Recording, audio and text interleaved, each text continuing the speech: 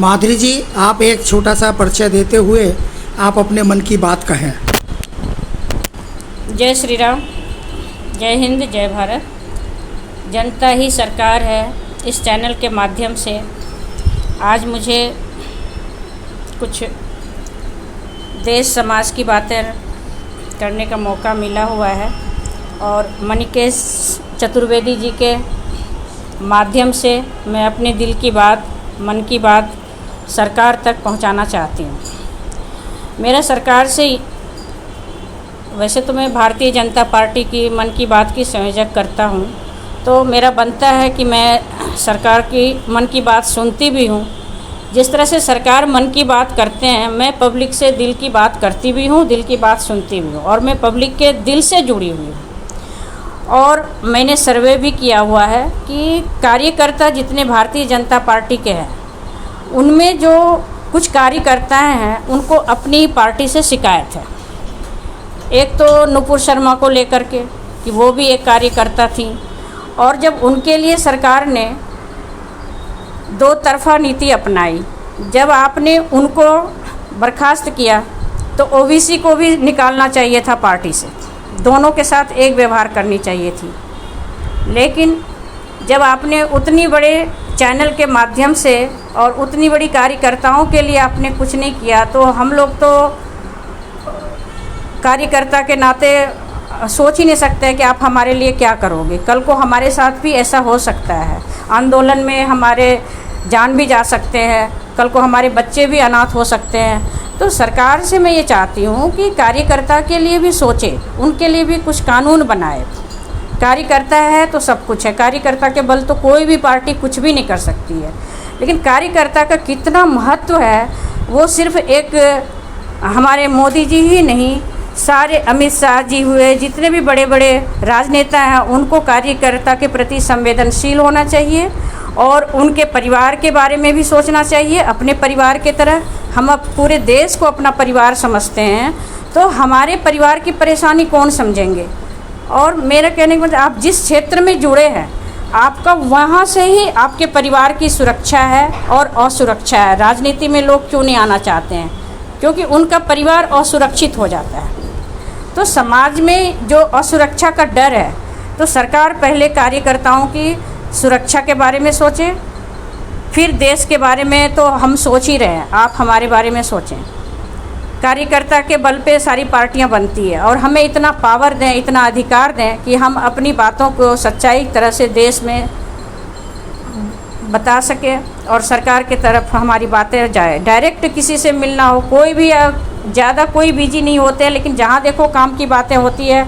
इस वक्त हमारे पास समय नहीं है, इस वक्त समय नहीं है। यदि ऐसे कार्यकर्ता बोलेंगे कि हमारे पास समय नहीं है आपके आंदोलन के लिए, तो आप क्या कर सकते हो? देश के लिए कुछ नहीं कर सकते हो। बहुत सही कहा। ठीक है, आज के रेट में आप सबको साथ देना पड़ेगा और सारी पार्टियों को संगठित होकर के, जितने धार्मिक साधु महात्मा हैं, संत हैं, सारे रहते हुए हमारे देश में सारा मामला यूं ठंडा पड़ा हुआ है। कोई किसी के खिलाफ कुछ बोलना नहीं चाहते हैं और जो बोलते हैं उनको लगता है कि अब मेरा मर्डर हो जाएगा, ये हो जाएगा। ऐसे भी तो मरना तो है ही सबको, एक दिन देश के लिए मरना है। तो आज के दिन में योगी जी, मोदी जी को, जितने हिंदू हैं सभी को संगठित हो करके, यदि हिंदुओं अपने हिंदू राष्ट्र बनाना चाहते हो, हिंदुओं को बचाना चाहते हो, तो संगठित हो जाओ। यदि अभी नहीं जागोगे तो फिर कभी मौका नहीं मिलेगा जागने का। ठीक है, दूसरा पाकिस्तान बनाना चाहते हो तो खूब शांत दिमाग से ओम शांति करते रहो। अभी ओम शांति का समय नहीं है। अभी हिंदुओं जागो और संगठित होकर के पूर्ण तरह से भारतीय जनता पार्टी को दिल्ली में लाने के लिए जितना भी आप अपना बल प्रदर्शन करना चाहते हैं, सारी शक्ति लगा दीजिए अपने देश में भारतीय जनता पार्टी को लाने के लिए। और बीजेपी जब हमारे देश में आएगी तो ही कुछ कानून में परिवर्तन होगा।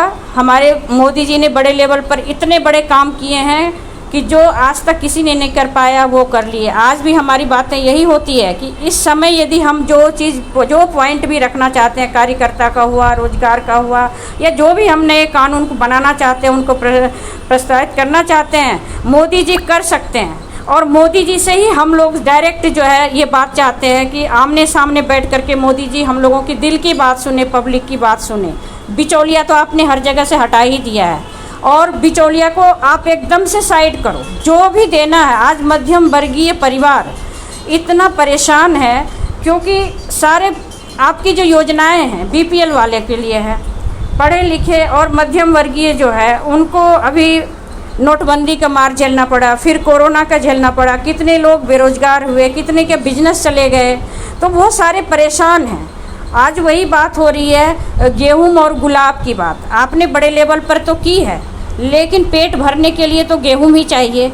जो मध्यम वर्गीय है उनके पास कुछ भी नहीं पहुंच पा रहा है, जिसके लिए सारे परेशान हैं। ऐसे ही मजाक में बोल देते हैं बीजेपी ने क्या किया, बीजेपी ने क्या दिया। जो पढ़े लोग जिनके पास पैसा है वो उनको तो लगता है कि मोदी जी ने बहुत बड़े लेवल पर काम किया है, तो मैं भी कहती हूँ, लेकिन जिसके पास आर्थिक स्थिति कमज़ोर है वो तो आपकी सरकार को कहीं से भी कहते हैं कि वो कोई काम नहीं किया है, जबकि आपने बहुत काम किया है मेरे तरफ से या दुनिया के तरफ से। लेकिन यही है कि छोटी छोटी चीज़ों से ही कार्यकर्ता खुश होते हैं। तो मेरे सरकार से कहने की है कि छोटी छोटी बातों पर भी कार्यकर्ताओं का ध्यान दें, सुनें और कार्यकर्ताओं को सक्षम बनाएं।